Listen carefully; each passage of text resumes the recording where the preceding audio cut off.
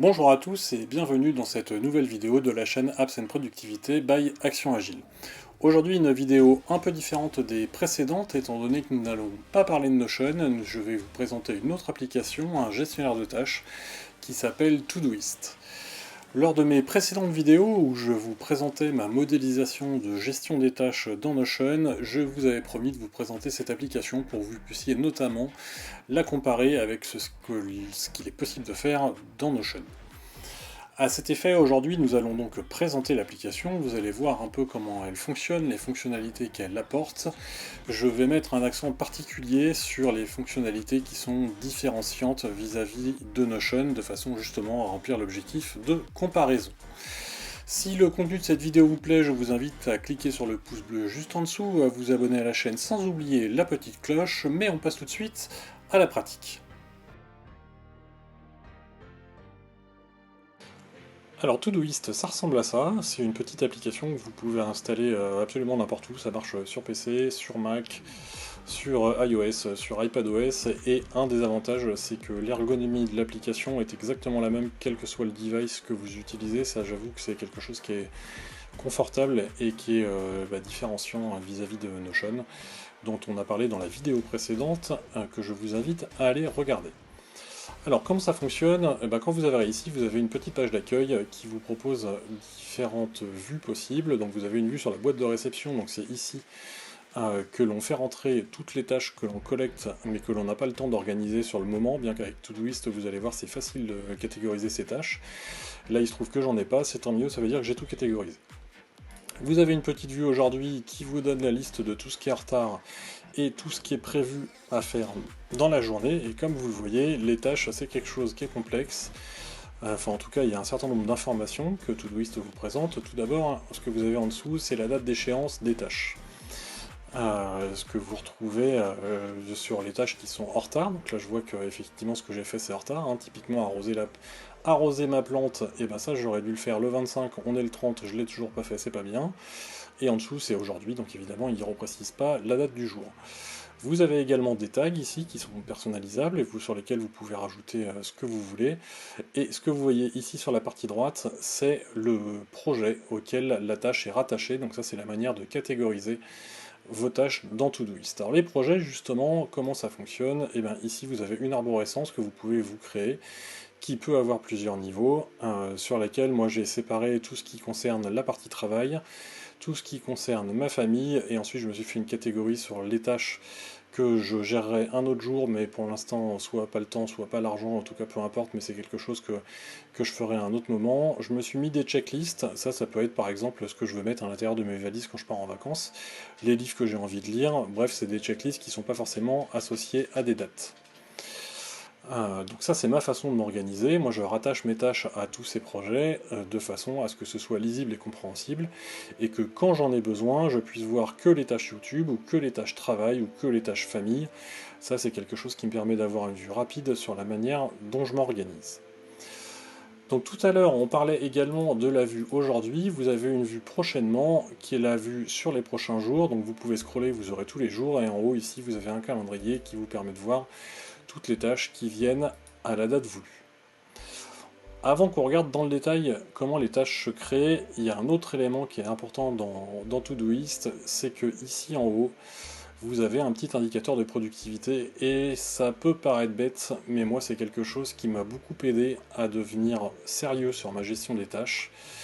En fait, ce que ça va faire ici, c'est que vous allez pouvoir définir des objectifs, un objectif sur le nombre de tâches que vous allez réaliser. Donc moi, typiquement, je me suis imposé comme objectif de faire 9 tâches tous les jours et 50 tâches de manière hebdomadaire.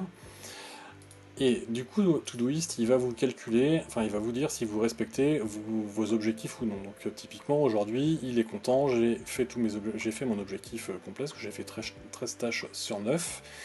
Vous avez un petit graphe des 7 derniers jours qui vous indique comment ça avance. Vous avez la même chose de manière hebdomadaire, donc ça vous dit le nombre de tâches que vous avez fait semaine par semaine. Il vous dit votre record et un truc super sympa, et moi c'est ça qui m'a aidé, c'est que ça vous calcule ce qu'ils appellent un niveau de karma. Donc en fait vous avez des niveaux dans Todoist, en fonction de tout un tas d'éléments que ça prend en compte. Donc vous voyez par exemple aujourd'hui j'ai gagné 5 points de karma parce que j'ai rajouté des tâches, parce que j'ai achevé des tâches, et parce que j'ai utilisé des fonctions avancées qui sont le fait de mettre des tags par exemple, ou l'utilisation de projets. J'ai atteint mon objectif, donc du coup j'ai gagné 2 points de karma. Bref, vous avez tout ce petit calcul sympa, et ça vous calcule tout un score, et ça vous fait avancer dans les niveaux de Todoist. Alors moi il se trouve que Todoist je l'utilise depuis 2012 maintenant, donc ça fait un moment, donc j'ai un score assez élevé, enfin en l'occurrence le plus élevé, donc je suis au niveau illuminé comme ils appellent. Mais ça peut paraître bête, mais en fait ça gamifie votre productivité, et, et moi j'aimais pas que mon karma baisse. Et donc du coup, alors déjà d'une part ça m'a tenu dans Todoist, bon, alors ça c'est un bon moyen marketing pour eux de vous garder, mais surtout ça m'a incité à réellement suivre mes tâches au jour le jour, et c'est tout bête, mais en tout cas personnellement ça m'a bien aidé, même si j'aurais jamais dit ça au tout début où j'ai utilisé Todoist parce que je trouvais ça un peu stupide. Et bah écoutez, je dois être stupide parce qu'en attendant c'est quelque chose que j'ai utilisé et qui moi m'a franchement aidé. Alors ensuite, dans Todoist, vous avez deux autres choses qui sont importantes à connaître. Tout d'abord, vous avez ici des étiquettes. Donc ça, c'est tous les tags qu'on associe à ces tâches. Donc je m'en suis créé un certain nombre. Ça vous aide d'une part à sélectionner certaines tâches de certaines catégories. Par exemple, si je vais sur ce soir, je vais voir la liste de tout ce que je suis censé faire ce soir. Et donc moi ça m'est utile parce que par exemple quand je sors du travail, j'ai pas envie de voir la vue avec tout ce qui concerne mes tâches du travail que j'ai pas forcément finalisé dans la journée. En revanche, j'ai bien envie d'avoir une vue qui me dit tout ce que j'ai à faire le soir en rentrant chez moi, et donc ça, cette vue-là, elle me le donne facilement.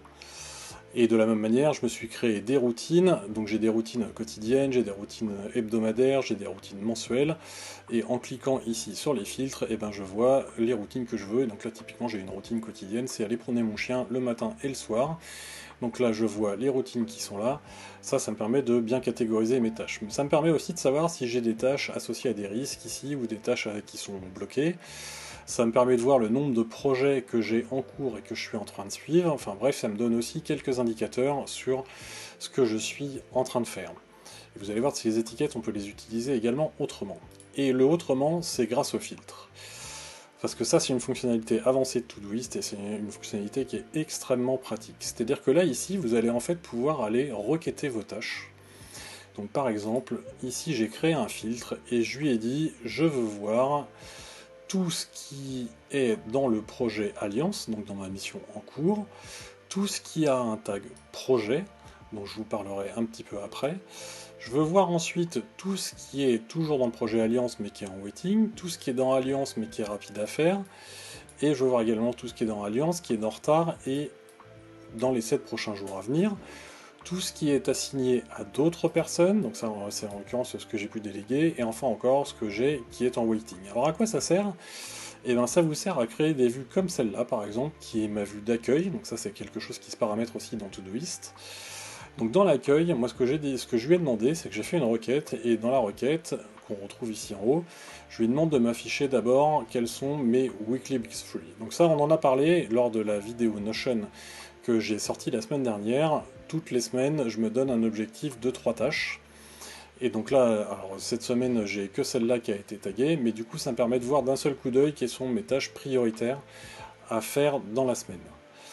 Ensuite, j'ai la liste de tous les projets qui sont en cours et qui sont à réaliser. Donc là, c'est tout ce que vous voyez en dessous, donc j'en ai un certain nombre.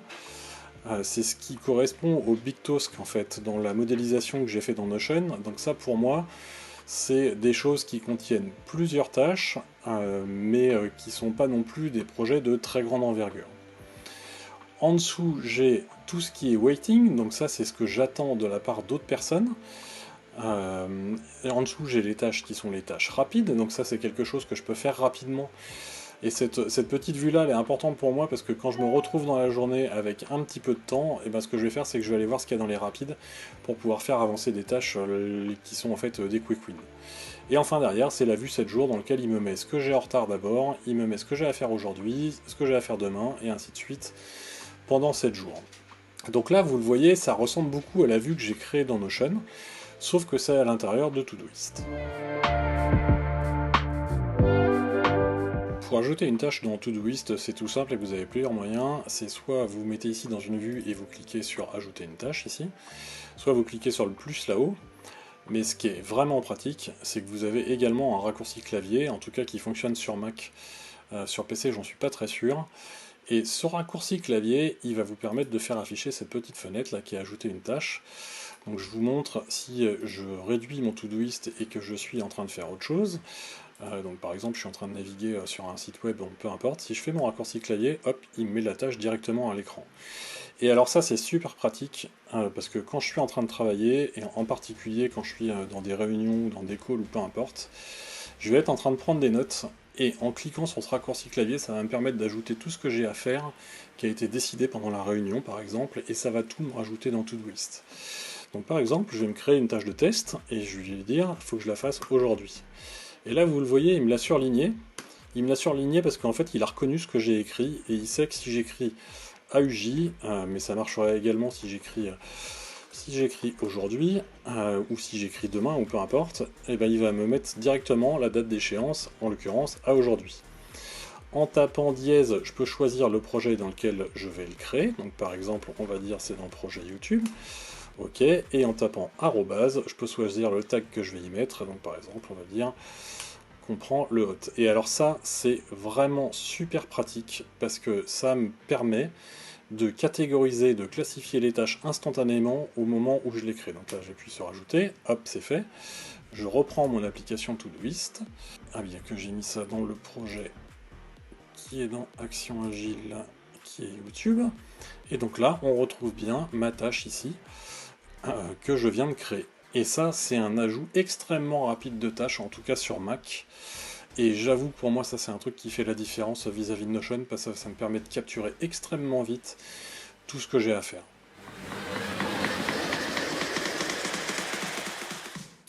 Alors si on va sur notre tâche test qu'on vient de se créer, on va arriver ici, et donc là la première chose, c'est que vous voyez, on peut mettre ici une petite description, ce qui est une fonctionnalité aussi plutôt sympa, mais qu'on trouve un peu partout ailleurs. Autre chose importante, c'est que vous pouvez ajouter des rappels. Et donc les rappels, alors par défaut, lui va vous mettre un rappel qui est sur la date d'échéance, mais vous pouvez très bien décider de mettre d'autres rappels. Et surtout, il y a un autre truc qui est super sympa, c'est qu'ici vous pouvez décider de lui dire que vous allez mettre un rappel sur un lieu. Et là aussi, c'est différenciant vis-à-vis de ce qu'on peut faire dans Notion. Parce que moi, ça me permet de me mettre des rappels, soit quand je pars d'un endroit, soit quand j'arrive à un endroit. Et typiquement, me mettre des rappels sur ce que j'ai envie de faire quand j'arrive chez moi le soir, et ben ça c'est un truc qui est vraiment pratique parce que du coup je suis sûr qu'il va me le rappeler au bon moment. Donc ça c'est vrai que c'est une fonctionnalité qui également est vraiment pratique. Et comme vous le voyez ici, je peux également rajouter des sous-tâches. Donc là je peux lui dire que c'est une tâche sous-test, que j'en ai plusieurs. Donc ça c'est la même chose que ce qu'on arrive à faire dans Notion, mais du coup c'est pratique parce que ça me permet d'avoir une tâche maître, des tâches enfantes, et du coup de pouvoir gérer des choses un peu plus complexes. Et c'est la raison pour laquelle j'ai créé un tag projet dans mon Todoist, qui en général est comme ça, parce que je veux pouvoir distinguer toutes les tâches qui ont des tâches en dessous, et c'est ce qui apparaît dans le dashboard que je vous ai montré tout à l'heure. Et donc ça correspond à ce que j'ai fait dans les Big Task précédemment sur Notion. Mais après, c'est une façon de travailler, vous pourriez très bien faire différemment, ou même ne pas faire ça du tout. Il y a une section commentaires pour se rajouter des commentaires, parce que ça va sans dire, mais Todoist c'est aussi une application collaborative, donc vous pouvez travailler à plusieurs sur un projet. Donc là vous pouvez avoir des commentaires venant de plusieurs personnes, et ici vous avez un log de l'activité, donc tout ce qui s'est passé récemment sur la tâche en question. Alors si vous avez besoin de gérer de grands projets, vous allez malheureusement pas avoir une grande possibilité de personnalisation. Cela dit, comme on l'a vu, vous avez la possibilité de faire des tâches et des sous-tâches, mais vous avez aussi la possibilité à l'intérieur d'un projet, donc là on est dans mon projet YouTube, de créer ici ce qu'on appelle des sections, ce qui se fait tout simplement en cliquant là dans rajouter une section, qui sont en fait des regroupements de tâches que vous allez pouvoir trouver à l'intérieur d'un projet. Donc moi typiquement dans mon projet YouTube j'ai fait ça par chaîne, mais c'est quelque chose qui pourrait vous permettre de séparer l'activité d'un projet, bien que je trouve que sur l'utilisation d'un projet de grande envergure, Todoist va peut-être être un peu limité en termes d'affichage, notamment parce qu'il ne va pas vous afficher les états d'avancement comme on avait fait à l'intérieur de Notion. Donc c'est vrai que sur du projet, j'aurais plutôt tendance à aller sur Notion.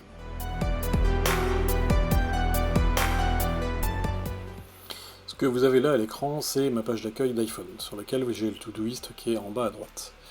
Et quand j'appuie dessus, que je laisse appuyer, j'ai un menu Ajouter une tâche qui me permet d'accéder à la description de la tâche que je veux ajouter. Donc c'est le même écran que celui que j'ai sur ordinateur. Donc je peux mettre mon titre, ma description, de la même manière que ce que je vous ai montré tout à l'heure. J'ai de la reconnaissance de texte intelligente, donc là je rajoute une date pour aujourd'hui, je rajoute un projet, et je rajoute ainsi ma tâche. Vous avez la même chose dans le snippet que vous avez vu en haut de l'écran. Quand j'appuie sur plus, c'est pareil, ça me ramène sur la description de la tâche que je peux ainsi rajouter comme je veux. Vous avez accès aux stats quotidiennes, hebdo, au karma, tout ce que je vous ai montré dans la vidéo, et l'application est vraiment super fluide.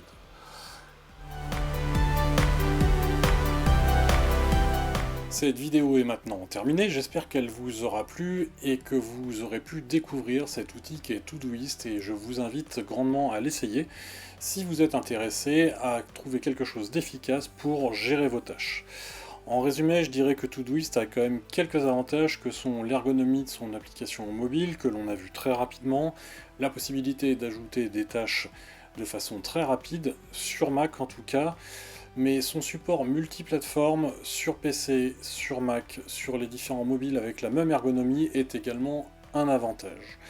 Alors bien sûr, il y a quelques inconvénients par rapport à Notion, et notamment tout ce qu'on avait mis la semaine dernière dans la vidéo comme avantage pour Notion, et typiquement le fait de pouvoir associer ses tâches avec ses projets, c'est vrai que c'est un avantage de Notion. Par ailleurs, quand vous avez des projets qui sont réellement complexes, je trouve que l'interface de Todoist n'est pas forcément très claire. Alors qu'avec Notion, vous allez pouvoir disposer sur un écran relativement large quelque chose de clairement structuré, ce qui là aussi est un avantage.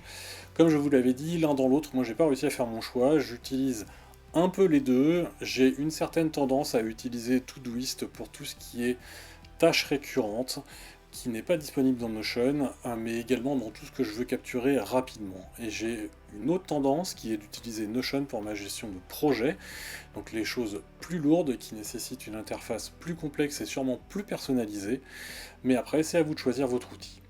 Si le contenu de cette vidéo vous a plu, je vous invite à vous abonner à la chaîne sans oublier de cliquer sur la cloche pour ne pas rater les prochaines vidéos, et je vous dis à la semaine prochaine.